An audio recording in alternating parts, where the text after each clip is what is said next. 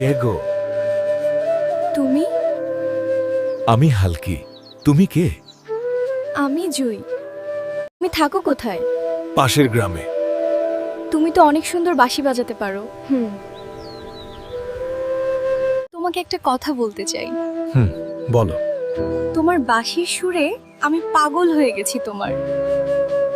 সত্যি বলতে আমি তোমাকে ভালোবেসে ফেলেছি। এটা কি সম্ভব? আমি একজন রাখাল। আমি তো একজন গরিব ঘরের মেয়ে, সম্ভব না কেন? আজকে ওর কি হলো? আজ এলো না কেন? কি করা যায়? কোথায় গেলে পাবো ওরে? তোমার কি হয়েছে? তুমি এতদিন আসোনি কেন? তুমি জানো আমার কাজ ছিল বাড়ি, তাই আসতে পারি নাই। ওই সাপ, তুই জুইকে ছেড়ে দে।